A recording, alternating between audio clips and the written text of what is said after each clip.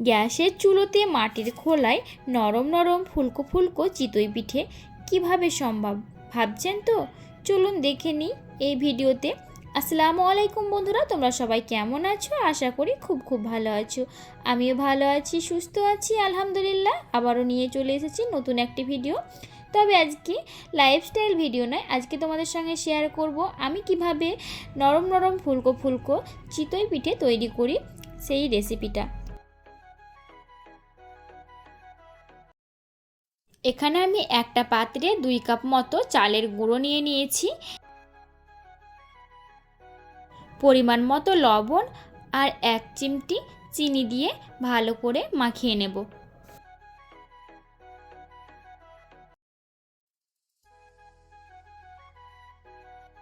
এখন আমি half cup normal জল দিয়ে চালের গুঁড়োটা ভালো করে মাখিয়ে নেব। এরপরে একটা চালনি দিয়ে চালের গুঁড়োগুলো চেলে নেব। অপরদিকে আমি একটা পাত্রে জল ফুটিয়ে রেখেছি, তো সেই জল ফোটানোটা অল্প অল্প করে চালের গুঁড়োতে দেব এবং কন্টিনিউ এভাবে নাড়তে থাকব।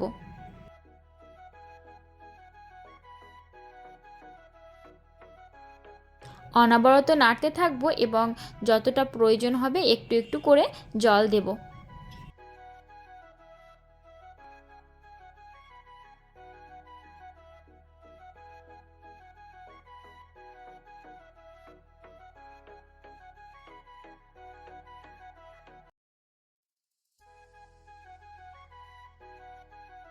ভালো করে চালের গুঁড়োগুলো আমি ঘুলে নিয়েছি। এই যে দেখতে পাচ্ছ ঘনত্বটা কতটা পরিমাণ হয়েছে, দেখেই বুঝতে পারছো। এটা আমি ঢাকনা দিয়ে কিছুক্ষণের জন্য রেখে দেব। অপরদিকে আমি গ্যাসের চুলোতে মাটির খোলাটা বসিয়ে দিয়ে ভালো করে গরম করে নিচ্ছি। আর এই যে দেখতে পাচ্ছ আমার ব্যাটারটা কত ঘনত্ব হয়ে গেছে, এখন দেখেই বুঝতে পারছো। আজকে ভাবছি চিতই পিঠেগুলো দুধ দিয়ে রান্না করব, দুধ চিতই করব। তাই আমি অপর দিকে লিকুইড দুধ বসিয়ে দিয়েছি গরম করার জন্য। আর এখানে আমি একটা বাটিতে জল নিয়ে নিয়েছি কিছুটা। তো জলটা কোন সময় দিতে হবে সেটাও তোমাদের দেখিয়ে দেব।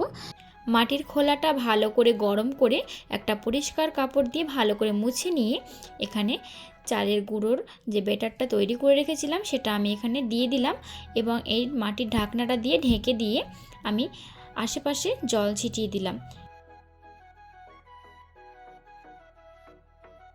কিছুক্ষণ পর আমি ঢাকনাটা তুলে দেখতেই পাচ্ছ এখানে একটা ফুলকো চিতই পিঠে হয়ে গেছে।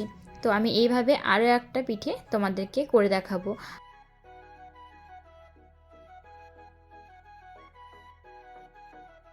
চিতই পিঠেটা করার সময় একটা জিনিস খেয়াল রাখবে, যেন মাটির খোলাটা গরম হয়ে থাকে, ঠান্ডা না হয়ে যায়। গরম অবস্থায় এই ব্যাটারটা দিলে যখন চিতই পিঠেটা হয়ে যাবে তখন খুব সহজেই কিন্তু খোলা থেকে উঠে চলে আসবে। দেখতেই পাচ্ছ কত সুন্দর ফুলকো নরম তুলতুলে চিতই পিঠেটা হয়েছে এবং পেছন দিকে দেখো অসংখ্য ছিদ্র হয়েছে। এক এক করে আমার সব চিতই পিঠেগুলো হয়ে গেছে। চিতই পিঠেগুলো এখন আমি রান্না করে নেব দুধ দিয়ে। তো অপরদিকে আমি দুধটাকে ভালো করে জাল করতে দিয়ে দিয়েছি। আর এখানে আমি নারকেল ব্যবহার করিনি। অনেকেই তোমরা নারকেল দিয়ে দুধ চিতই করো, কিন্তু আমার পরিবারের কেউ নারকেল দিয়ে পছন্দ করে না। সে কারণে আমি এখানে শুধুমাত্র দুধটাকে ভালো করে জাল করেছি। আর এখানে কিছুটা পরিমাণ খেজুরের গুড় দিয়েছি যাতে টেস্টিটা দ্বিগুণ হয়ে যায়। এইভাবে চিতই পিঠে করলে তোমাদের চিতই অবশ্যই ফুলবে।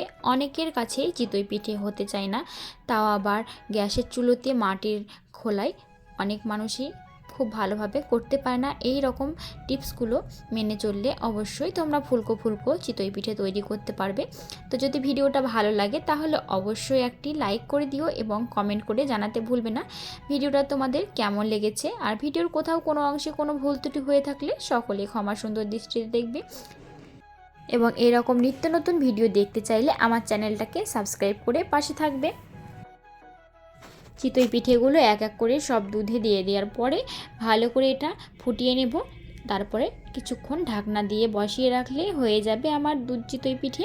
তো ভিডিওটা আর বেশি বড় করছি না, আজকের মতো বিদায় নিচ্ছি। আমি দুষ্টু মিষ্টি, দেখা হচ্ছে পরবর্তী একটি ভিডিওতে। ততক্ষণের জন্য সবাই ভালো থাকবে, সুস্থ থাকবে, আর আমার জন্য বেশি বেশি করে দোয়া করবে। আসসালামু আলাইকুম, আল্লাহ হাফিজ, ফি আমিন আল্লাহ।